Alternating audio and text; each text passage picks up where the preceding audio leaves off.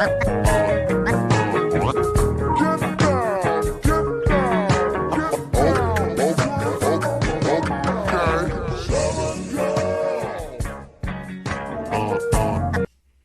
y'all, hey, it's your girl Drea G. It's Tasha, also known as the Blackrouge. And we are the G.R.I.T.S, aka Girls Raised in the South.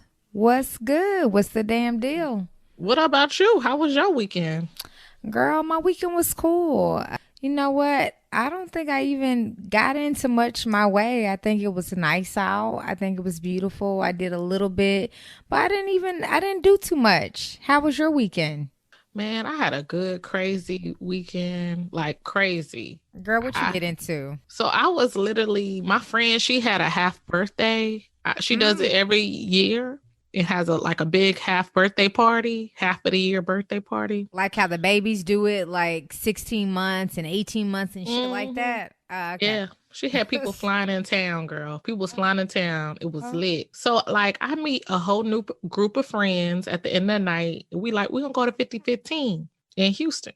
So, we go to 5015 and I see the same crazy nigga that I think we had an episode about. He was from New Orleans and he tried to hit me or threatened to hit me. Oh, shit. My cousin. Yeah. So we saw this man at the event and I'm like, Lord Jesus, man, crazy. So this man sees me and he was like eyeing me, stalking me. So out loud, I'm walking past this man. I was like, oh Lord, here's that crazy nigga. Tell me why this black guy stopped me. He was like, I bet he's dark skinned. I was like, sir. And then he was like, man, you don't have, I could protect you. So literally this dude was talking to me the whole night while the crazy nigga was staring at me the whole night. But I felt protected. Boring holes into your soul. Lord Jesus, but that was about it. Well, I'm glad that you remained unscathed and that he didn't try it and that he just stared from across the room. So And okay. women, we like to feel protected. So, that was, I give old boy his cool points for making sure I was good, even though he was trying to holler, but I still felt protected around him. Right. You know what? That's very true. Even though he was trying to, make a play on you, I will say that I feel like with women, that is very important to us. We want to feel, even if we got it all, we want to feel like, yeah, somebody's got us. Somebody got our back. The crazy thing is this nigga wasn't even scared to get shot because niggas out here, they like punks. They be shooting these days. This nigga was just like, I was like, okay, he must be crazier than shit because New Orleans people, The gun violence has definitely been up in New York City, but in Texas, that's a common thing. We got guns. So, yeah. Right. All right, let's get into it then. Y'all know how we do it weekly. We do our top 10. So, we are either pouring up to, whatever we're toasting and is noteworthy for the week. And then the things that we are, blessing our hearts to. What we got up, Tasha? So, number one, I'm going to bless my heart to this story that broke out this week. This married guy got caught cheating and his wife posted a screen grab of all these different women that he was cheating with and having raw sex with. It was over 30 different women. What the fuck? Yes. And it was the craziest shit because my thing is, sis, I couldn't do it. I couldn't be posting, if I found out that my husband was cheating on me with 30 different women, raw dogging, and he was spending money on these different women too. That's crazy. I couldn't even post that. I would just have to get a silent divorce, get tested, because this man is literally don't give a fuck about her at all. And that's quite embarrassing. And that nigga don't give a fuck about himself. So let me ask you this. He over here spending money on 30 different women. Is he wealthy? Wealthy? He got money. He got a lot of followers. I found his Instagram page, but I don't want to put him all the way on blast. No, put that nigga on blast. We need to put a warning sign on this nigga. He wasn't even cute. He wasn't even cute at all. I was like, Lord, just these different women out here. I think they knew he was married too, because I think on his Instagram page he had his wife up there. So these girls didn't give a fuck. Bless it, Lord. Bless that whole entire funky ass situation. Just nasty, Lord. That's nasty. All right, number two, I'm going to drink and pour it up to these young ladies. They're Harvard students and they're the first Black girls to win a Harvard international debate and they're undefeated. So I just want to shout out to them. These girls are from Atlanta. I want to say it was like a program that they went through and they're from Atlanta from what I read. So yeah, so dope. dope. So shout out to them. All right. So number 3. So I'm pouring up to this, and I have a love-hate relationship with this person, but I know a lot of people love him, and you know what, I'm toasting to him because I like what I'm hearing. And Kanye West, he is actually set to drop a surprise album, Donda, but I see he featured Dakari Richardson in a commercial. You guys know she caught a lot of flack because she smoked marijuana and got disqualified from the Olympics this year, but she's still winning. She getting Beats commercials. Kanye got her in his music video, so I think she still got endorsement deals with Nike, so sis is good. But I don't know, people that are hardcore Kanye fans, it looks like people want to hear this. I saw something on social media, I want to say last week, and it was like with Justin LeBoy, like they were all like spotted like walking out with him, Kanye West, during the NBA finals. And so Justin, that influencer, like he tweeted, oh, his album is gonna be dope. Justin, Kevin Durant was dancing around to it, all this, that, and the third. So he's talented. Yeah, I mean, we can't deny that. He's a Gemini, of course, so that's talent right there. As crazy as I think he is, like I think that Donald Trump is crazy. He is very talented, and you can't deny that. Yeah, and I think his listening party is today, actually, in Atlanta. I saw one of my homeboys from college. He was there. So it looked like it's an eventful, night. Yeah, he was selling tickets to it. So it's probably going to be dope. I'm sure he won't disappoint in that aspect. So shout out to Kanye. Alrighty. So number 4. So I want to pour it up to LeBron James.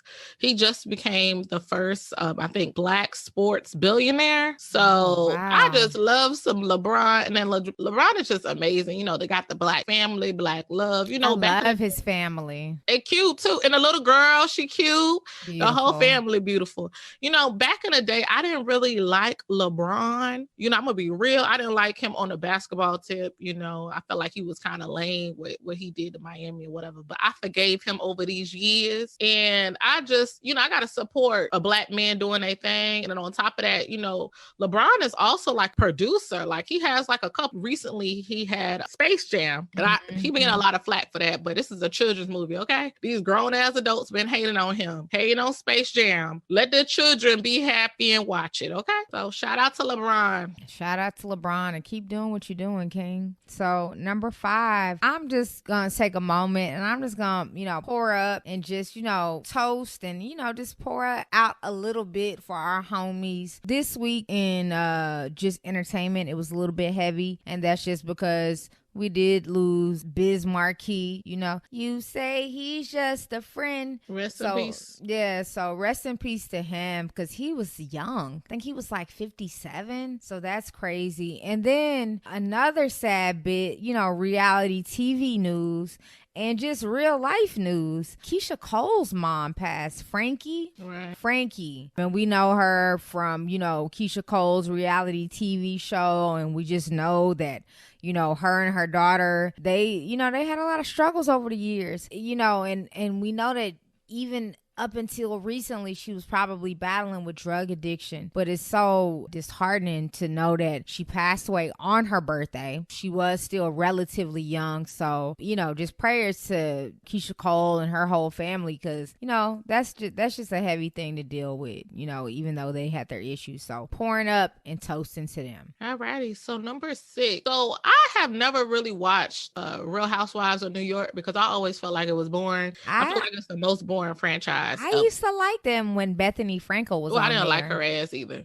But I'm going to bless my heart to this franchise. So they got 2, they try to do like integrated, I guess. And they got like 2 Black women on the show, and they don't really mesh well with the white woman on the show. I felt like the white woman seemed uncomfortable with these 2 Black strong ladies. And then like, I don't like one of the Black girls on the show. I forgot her name. Rashawn or the thin, tall, like attorney.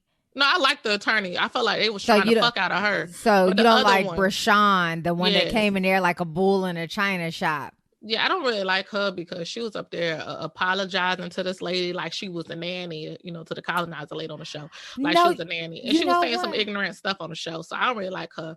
But I like the attorney. The attorney, they was trying to discredit the attorney because they didn't really like her on the show because she kept talking about like racism and stuff like that, and people were annoyed. I think just white people were uncomfortable because that's how they are when we talk about race. But I didn't feel like these two meshed well with these white women like Garcelle and Hollywood. Like she meshes. I feel like she fits in pretty well with that cast. Well, you know what? This is what I'm going to say to this, because it's funny because I actually just tuned into them last night. I think a new episode played. And so I saw Brashawn and I saw the other lady. I can't remember what her name is, but the attorney. What I was going to say is, you know what it is? This is the problem with these franchises sometimes. This is just like Dallas, how they make it all white. And then, sometimes they'll integrate and they'll put, different people in there. But New York has been white for so long. They let it be that core group. And so when they put these ladies in, it takes some time to warm up to one another sometimes. I mean, this is literally the first season that we're seeing them in. And so you have to remember these other women, they've been in seasons together forever. And then you bring these people in. So yeah, they walking on eggshells. They trying to navigate and figure their way out. It's the first season. But I will say that I feel like I did watch an episode with Brashawn, and that's the one that you're talking about that you don't like. I felt like the episode that I watched, she was apologizing to Sonia. That's what I said. Why she apologizing to her? No, but she like was a nanny. No, she was apologizing to her because she had literally just met her, and Sonia had let her hair down for the night. Sonia does get crazy all the time.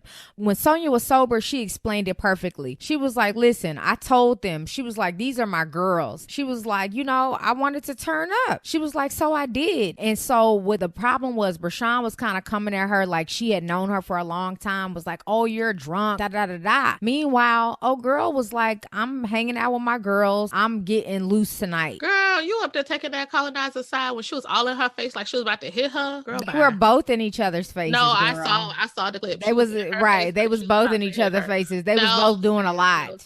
But you from Dallas, so you different. Y'all different. How am I different? Y'all different in Dallas. No, we're not different. And anybody getting out of line will get checked. Period. All right. So we're gonna move right on along to Deion Sanders. Yes. So Deion Sanders, I don't know if you saw the recent interview that he had and he walked off. So I'm gonna bless my heart to the reporter that tried Deion. So Deion asked the reporter to call him by his coach name. The reporter kept calling him Deion. And Deion said, well, you wouldn't disrespect one of these white coaches and call them by their first name. You would call them coach, yada, yada, yada, yada. Right. So the reporter proceeds to still call him Deion, and Deion Sanders walked off. Like, how disrespectful was that fucking reporter? Like, he shouldn't even be a fucking reporter. And that's how you see that people do not respect black people, black men, when they have reached certain accomplishments in their life. Like, you would respect a doctor if it was, you would call him Dr. So-and-so. Like, that shit just pissed me off, that you can clearly see how hard it is for black people in America. It doesn't matter what status you are in, you are still seen as beneath people to some group of people in the world. Right. And that's why he walked out just like he did, to let them know that, hey, it's not going to be tolerated. Right. All right. So number 8, I'm toasting to this, and this is just because I get a kick out of it, and this is just a little television gem. I know, Tasha, you talked to me before. I know it's a different network. Where is 90 Day Fiance at? TLC. Okay. On TLC network. Okay, so you like 90 Day Fiance. Well, number 8 is dedicated to Love After Lockup, and I know I've talked about this before, but I just feel like this is such TV like gold. It comes out with a new episode every Friday. I like it because unlike 90 Day Fiance, the couples get switched out like every season, or like we see a new couple, like we just see an integration of something new. But it's just literally gold, and I cannot believe that every season there are people that are dating inmates, and I know that this people real life thing that are in long relationships with people that are doing bid, but just the stuff that you see Like, and the amount of money that people spend on people that are locked up, for love, in the name of love. Mm-hmm. But like I said, if you watch 90 Day Fiance or anything like that, I would recommend that you try Love After Lock. I saw like one episode or two. My mama watched that shit. Girl, that shit is crazy. I need to meet one of these men in real life that be giving these white women like thousands of dollars. No, girl. I seen one season where it was like a black woman and she was pimping this white dude out. Oh. He literally gave her like over $100K. Like, he basically went bankrupt. Like, he bought her a ring and everything. He bought her a car, all this, that, and the third. She pretty much left his ass. And I then, need that in my life, Lord. Girl, and then it's like literally one right now where this white girl is playing the hell out of this dude. And he just such a simp. But it's just like, you know what? It's literally people out here like this. But it's so many different instances that you see on here is what is crazy. So that's the comical part about it. But anyway, yeah, check it out. All right, so number 9. This is, I guess, maybe this is actually a bless your heart, because I just want to just kind of get people's opinions. So, Michael Blackson, comedian, actor, he engaged to his girlfriend. Her name is Miss Rada, on The Breakfast Club with Charlamagne and Envy and Angela cheering him on or whatever. And in the clip, he was just like, no more side chick or whatever. But it was just like, in this post that he made, he was just like, men, we're just looking for, the loyal ones. They may have to put up with all our, BS, but just looking for them, the woman that's gonna ride for us pretty much regardless. They may have to deal with a side chick or two. But it's just like, literally, like, this is what you get on your proposal. But it's just that kind of goes a little bit into our topic tonight, talking about toxic masculinity. And yeah, just that whole like notion that you gotta ride it out for somebody, or being with somebody, like you gotta endure them cheating and doing all this shit. If they're an entertainer or somebody with a little bit of money, you gotta do this too. So that's her dumb ass. I mean, he knew who to be with. My thing is, a lot of these men, like himself, he probably saw this girl and he knew that she was weak-minded and knew that she would never leave. And it is what it is. There's tons of women out there like that. Right, because he was with a beautiful black woman before. His now fiance, she's Asian. I don't, know which country, so I'm sorry if I sound ignorant, people. But he was with a beautiful, her name was like Georgia Rain. She was so gorgeous. Her body Let me Google this girl, Michael. Beautiful. They didn't work out, and like I saw her in an Instagram post, like, stop tagging me. I've moved on with my life. He's moved on with his life. I wish him well. But yeah, they didn't work out. She was gorgeous. She was an Afro queen. Like, damn. See, she ain't about that life. She was about to have him have all these side chicks on her ass. Exactly. So, and that's why they broke up, because of his cheating. So yeah, he's still gonna cheat when he married this girl. So it is what it is. But she a bitch, dumb as hell. Right. Well, hey, blessing our heart to them. Hopefully they make it work or do what they do. All right. So number 10. I don't know. You tell me, Tasha, what you think. So this is a bit of news. So Dr. Dre, he's actually, it's been reported that he's going to have to shell out at least $300K a month in spousal support, which is about $3.5 million a year. Good. So this is a toast, a pour up to his wife, who, wins big, and, good for her. So, I know that's probably gonna, hit him in the wallet, but hey, it is what it is. Shit, that man been hitting women since the beginning of time. I wouldn't be surprised if he beat her ass. So, she gets everything that she deserves. I wish Miss Chalet should have got some money too from his ass. And the other girl that he beat up too, I don't fuck with that man. And that man is dumb. Like, you that dumb to not to sign a prenup and all that stuff beforehand. And you live in California? Psh, that's the thing. In California, them alimony and them prenup laws, they don't play. She deserves whatever she got from his ass. Fuck him. Okay. All right. So this is going to bring us to our Southern Sound Off portion. And y'all know how we do it, where we give our opinion on our topic of the week. This week, what's going on? We're going to talk about toxic masculinity. it's just like it was a topic that was brought up to me this week. I was talking to one of my guy friends in New York, and we're talking about Umar. And you know how like Dr. Umar, he posts up a lot of stuff like going in on interracial marriages and stuff like that.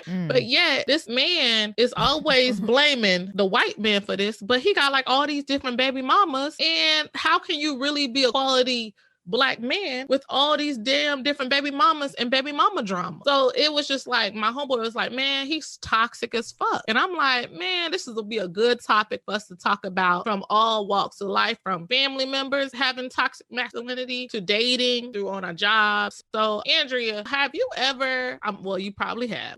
What are some experiences when it came to dating that you have experienced toxic as fuck men? Well, here I feel a lot of toxic traits or like things that I've noticed here. I feel like men think that women are like disposable. I do. And I say that because what I run into like a lot of, whether it's like infidelity, whether these dudes they got a girlfriend or whether they got a wife, I feel like that is a big thing here. And I feel like dudes, they get off on lying. I feel like that's a toxic trait. And I feel like they get off on living like double lives. I've encountered this numerous times here, whether it's like before I even get involved with somebody, whether it's somebody hitting my phone to be like, well, he got a girlfriend, or like, I don't know, just men just thinking that they should have their cake and eat it too. Just not, some of them not being upfront and honest about certain situations, or just literally just thinking that it's cool to live like a double life. Like, you know, that's crazy because I have a homeboy. I ain't gonna put his ass on, but I asked and none of that shit.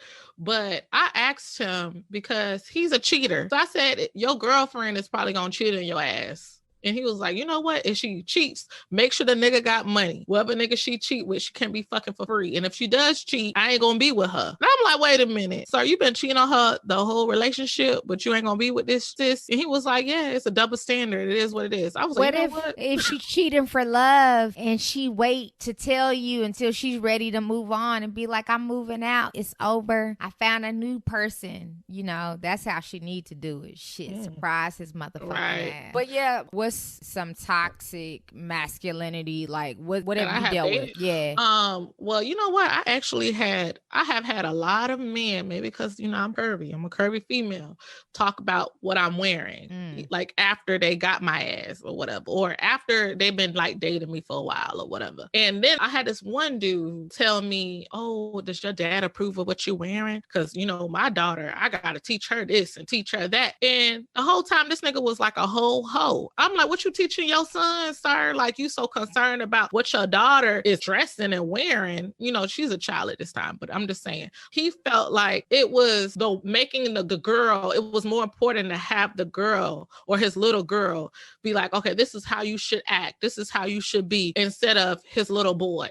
Ain't that crazy? Yeah, it is. And it's a common reality. So that's something that you deal with. So you feel like dudes like will over sexualize you and try to, like, that's one way that they try to control you with, like, you shouldn't be wearing this, or like you should. And it's, I felt like it was just like kind of like Derek Jackson ass. So, you know, you see the type of woman that he was cheating on his wife with. Right. And you see how his wife was dressing. So I can guarantee you, when he met that girl, she was not dressing like that when he first met her ass. Because if you see the woman that he's attracted to, he probably was just like, hey, you know, I think you should wear this. I think or she felt like if she covered up or she dressed a certain way, that's how a wife should be. And that's how she'll keep her husband. But the whole time, this nigga up there cheating with girls that don't dress nothing like that. And that's the issue. And that's up there sexualizing women so much. And that's another point that you make. They be contradictory as hell. Like you just said, they could have a way that they view or idealize what their wife should be like. And then you may not fit that mold, but it's just like, well, you attracted to me. But, you know, I know men will have different arguments about that, because they're going to be like, well, shit, I could be attracted to anybody. But, you know, being my wife is something different. But it's interesting because it's just like, you see men get in these relationships sometimes and they get with these people that they idealize, and then they be fucking bored and they still doing the same shit that they was doing before. They always, girl, I'm telling you, like I was talking to one of my guy friends and I was like, I attract married niggas. And they wives be like, you know, like plain covered up nuns and shit like that. And I'm like, they just big fucking contradictories. Like, get with a woman. If you're so unsatisfied with how, you know, your wife looks, get with a woman that fits all those, you know, characteristics of the woman that you really want to be with. And it goes back to that. It's some toxic. It's not even just in a looks. It's not. It could be in how they make the other person makes them feel, and it could be how that their wife and their relationship and their dynamics make them feel. You know, toxic masculinity. It's about like masculine fragility too, because that's what it is. Because that's kind of what it stems from. You know what? I be having a lot of drama, girl. Oh, Lord Jesus, listeners out there, don't judge my life. I had another situation, you know, because you just said that it's not just about, you know, how the woman looks and stuff like that. I had a situation where a man, he kind of went off on me and he was hating on me because, you know, I come from a 2-parent household and my father has helped me out before with college and helped me, you know, like pay some of my tuition back in the day or whatever. And this man was hating on me because I don't have debt and that he has debt. And I felt like it was because he felt like I was like showboating, or I feel like it hurt his ego, the fact that I was able to provide my own self, whatever, and I had more money than him. I feel like that nigga was toxic as fuck. Okay. Right. I've had situations too where, like here in New York City specifically, I had a situation where, I mean, this dude ended up being crazy and married and all sorts of shit, but he was controlling before I even found that shit out. Oh, but Lord. You know, it was like, oh, you shouldn't be hanging around this person. But you know, when people start doing that type of shit, a lot of times they doing dirt. Like once they get like controlling and they start trying to restrict you. So that's one thing that I ran into here. And then I run into another thing here where they were kind of snobby here. It was like, like this person came from a 2-parent household. Oh Lord, you trying to talk about us? I'm not. No, but he was almost like, you know, he was like selling me on himself. Like, I come from a good family, da da da da da. Like, it was like, I don't want to be like, I feel like he was throwing it in my face, but he was just like, you know, some people would say like that he was a prize. Yes, pretty much. You know, he went to school, you know, he had a good job. That's the way in which he presented it. I mean, that's crazy because he didn't really need to sell himself. You could have just saw that shit. Exactly. Ooh, he got money. Ooh. You know, these were things I already peeped about him and that I was like, I like that. Didn't get no vagina growing up. That's probably what it was. I don't know, but this was a dude that, you know, wanted to play women, and I saw it. Like, I wasn't the first woman that he dealt with. Like, he had other situations, but I just feel like this person maybe had a pattern. Like, he just was just not satisfied. Yeah, he just literally couldn't be satisfied. Those are some of the ones that I dealt with. What about like on a job, in a workplace? Girl, yes. I had a boss, an old boss who, it was part of privilege too, his white privilege, who, because I wanted to be off his team because he wasn't giving me a promotion. So it kind of hurt his ego that I went to like HR, I talked to HR. So this man literally went to HR after me and blocked me from going on another team. So we're in a meeting with HR and this man has been like trash, terrible, right? So this man proceeds to yell at me and scream at me. Wow. And HR didn't do shit. And I feel like it's because, you know, I'm a Black woman and you know how they always, especially I'm a dark-skinned Black woman. So they always think that Black women are like, you know, these type of aggressive, right. They're going to get loud. They're going to, you know. So he recognized that he had male privilege to do all those things and he wasn't going to get fired and he was not going to get in trouble and he didn't get fired. So like, that was just my situation. What about you? Well, I hadn't dealt with it like that, but you know what? I have definitely dealt with, I guess, toxic masculinity in certain workplaces. Like, I had one particular boss. I had this sales job in the city, This is when I was an account manager, and we didn't see eye to eye all the time. And he was a nervous type of guy. This guy got on my damn nerves. But anyway, I think the thing was I used to always be late. But you know what? Oh, Lord Jesus, Andrea, Lord. But guess what? I always used to sell too. I was getting out there, and I was like one of the few people on my team that pretty privilege. No, it wasn't even no pretty privilege. It was, bitch, I was getting out there getting to this money and selling. Like, no, like it was like nose to the grindstone. Like literally, like my territory was like New York City, Manhattan, Upper East Side, like Lower East Side, like all that type of stuff, Long Island City. So no. But anyway, me and this guy, we started not seeing eye to eye, but this guy, he was like on me. I remember to the point to I don't know if this is more incriminating for me, but anyway, I called out sick once, and I ended up going with my girl Shan. Shout out to Shan. They gonna put the girl on blast like that. Shan was moving away. She was leaving New York, and she was going to the Wendy Williams show, and I wanted to go too, so I called in sick, and I came back in the next day. Like, he was like, "Oh, you feeling better? You doing good?" Why he have screenshots of me at the Wendy Williams show? You was wrong, girl. You was like Cole. You know, Martin, when Cole did that bullshit. And his boss called Martin, was like, this is your boss. I was wrong, but I mean, my nigga, pull your skirt down. Why you watching Wendy Williams? How did you know I was on there? How did you know that the guest was Brandy that day? Like, come on. Like, he was on me. He was on my body, but it's okay. I dealt with that situation. How was he toxic?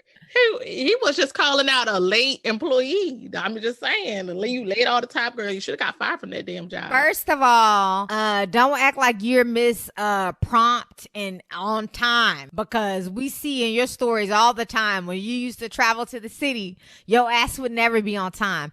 And it took me 3 trains to get to work. So yeah, I would be about 20 minutes late, not an hour late, but 15 minutes late, but still. But like I said, I brought sales in. I literally bought sales in. You know what? I feel like after I left, he ended up having like an all guy team too, and I don't think he had any women. So I just feel like he was the type of dude that probably was like nervous around women and didn't do well with managing women. And some people are like that. Some people want a all boys show, because we were doing like B2B sales at that time. And that brings me to it like a different type of setup. Like when I was writing for, like, I'm not gonna say it was a toxic like masculinity type situation. I feel like it was one of those things where, I probably needed to be there longer. Sometimes you gotta like show proof. Sometimes people need years and years to see your loyalty. But I will say, like, when I was there, like, and I was writing, they would all be inside the booth or inside the studio. And typically, like, at night, it wasn't a lot of girls. Like, I was pretty much the only girl, because I was writing like the articles and stuff that we were posting like on Hot's website and on Inflex We Trust. But like in the studio, like, I wasn't allowed ever to be in the studio. And I used to always be like, Tat is gonna kill me, but I used to always talk shit to him and be like, oh, like, why I can't be in there, da da da da, like, oh, it's all boys. So I used to always. So was it boys that you work with allowed in there? Yeah, but I mean, to be fair, it was probably like about 6 of them in a group. I mean, 6 of them in a room. So, and that included Flex. And then you had Tat, who is Flex's producer, so he has to be in there to run the boards and stuff like that. But then you had like other people that aren't his writing team or that are just a part of like his team that were in there. Like, 4 other people. But like you have people that 2 of them are DJs, like they're actually DJs and up under him. So it's different. But you did have some other people in the room that were like, just a part of his team. And I used to be out like in the main area. So like the main area is like in between both the studios because it's right by WBLS too. So I would be right by both of those studios. It was cool because you see everything that's like coming and going inside of the studio. I mean, inside of the office. So that wasn't bad. But I used to always have that curiosity and always want to be inside of there because I couldn't be inside of there and be like, why? Like it's all. You're not Spanish, girl. If you were Spanish, they would let your ass in there. You know how they do, girl. I see it all the time. It's what it is. Nah, I think it was. I don't know if it was more of a, like I said, some people like they come from that old school era. It's like they want you to really like pay your dues in blood. Like sometimes people need that. But I used to always feel like, is this an all boys club type situation? It is. That's how the music industry been. It's been toxic as fuck for years. Yeah, and but it's still toxic. The girls want to play too. Shit, we want to get down. We want to hear what's going on, and we want to be able to make power plays as well. But you got to just really bring something different to the table and really force your way in. And that's all I can say on that. All right. Have you dealt with any like family where you've dealt with, toxic masculinity? Girl, I'm surprised you haven't dealt with it. You from Dallas, girl. They mad conservative out there. Like they mad like traditional Black families, Black men.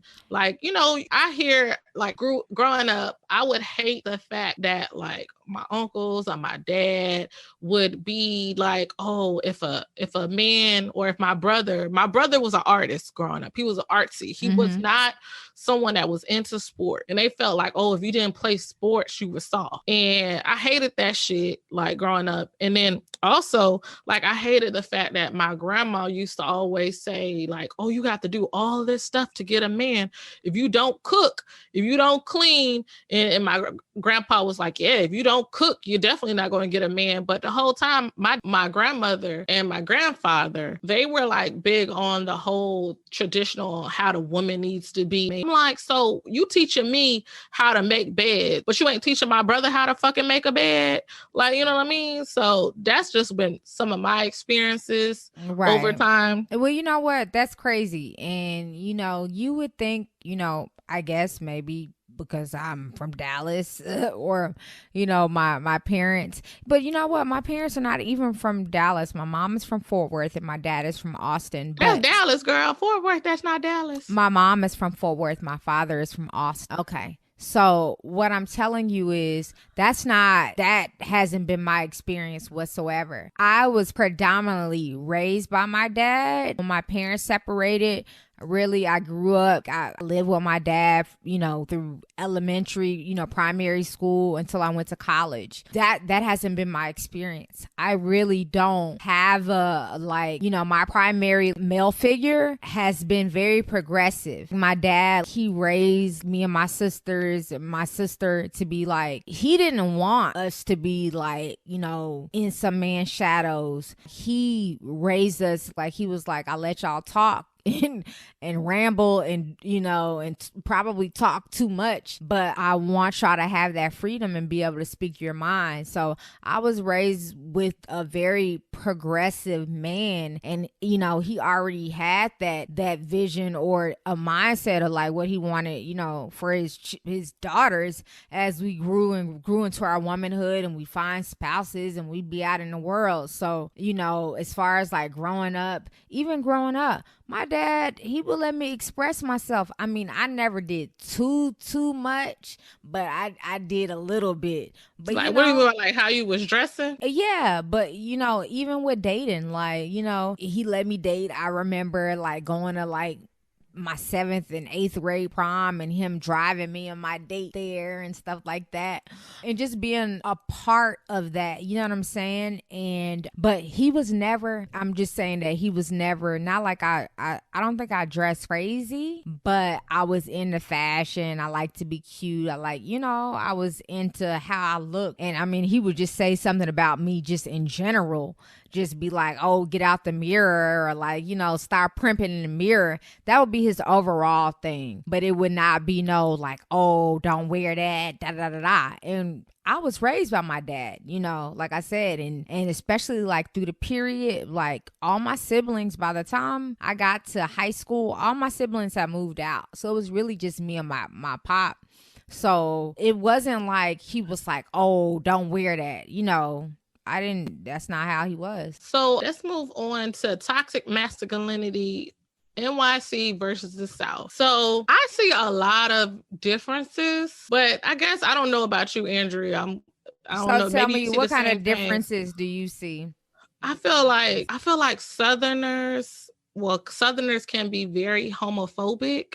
I feel like Black men in the South, they can be very much, oh, if you dress like that, then you're this, you're girly or you're this. And I feel like living in New York, it's a little bit more, Black men give a little bit more respect towards our LGBT community, like in New York, from what I witnessed. It's like they mind their business, like, oh, okay, that's his life, that's what he's doing, that's that's none of my business. But in the South, I feel like they do a little bit too much. So I don't know how you feel about that. I do.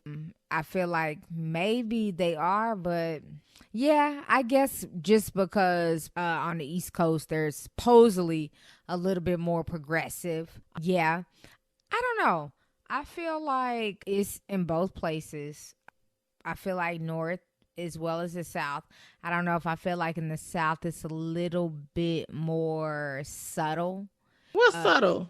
In the ways that I guess their toxic masculinity is displayed.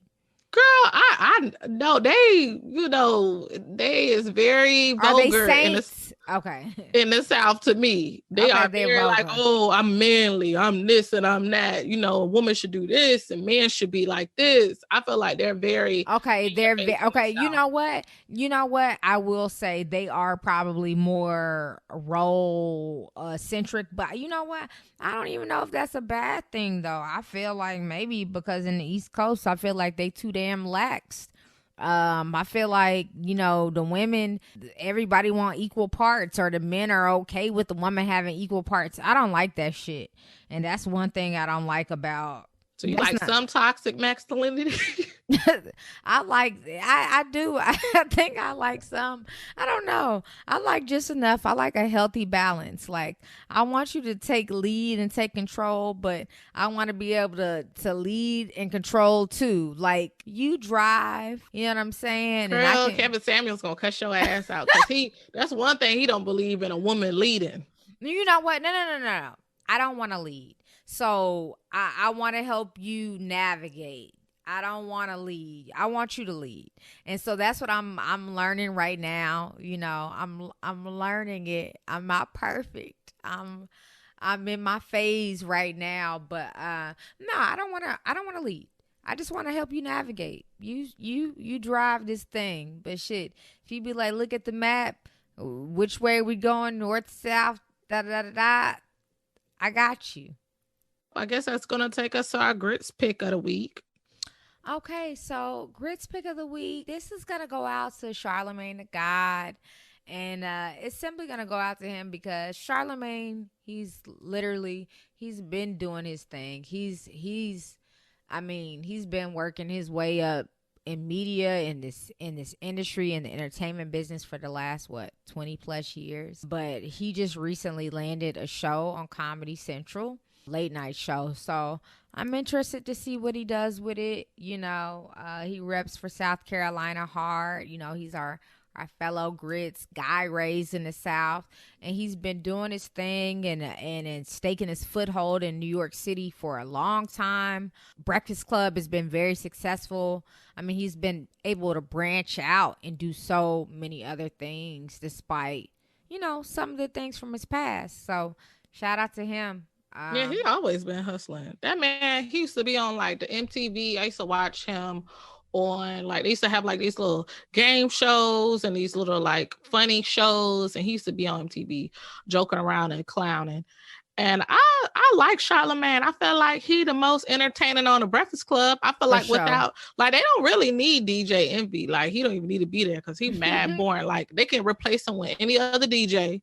And low key, I feel like they could replace Angela Yee too with any other quality reporter. I love Angela Yee, you know, never that. I do love her, but I feel like she's replaceable too. I just feel like he just has that special talent. It's just like the funny charm, the humor. I feel like he's a good journalist, and I feel like it's just special. So shout out to him. Shout out to him. All right, so G-Code Gem of the Week. So I got this. This is a quote from Alice Walker. It says, the most common way people give up their power is by thinking they don't have any. So it's just a quote to remember your own personal power. Like, don't let nobody ever let you forget. Don't let no job ever let you forget. Don't let nothing in this life ever let you forget your own personal power and your self-worth. And the words applies. That little pussy got some power. You know, the words applies. Okay, and the words applies. All right. So on that note, we out, y'all. Peace. Right. You can stream us on all streaming platforms: Apple Podcasts, Spotify, SoundCloud, Podbean, YouTube. Make sure you go check us out. GritsinTheCityPodcast.com. You can visit us and check out our episodes and our website content there. All right, y'all, stay tuned for the next episode. Woo.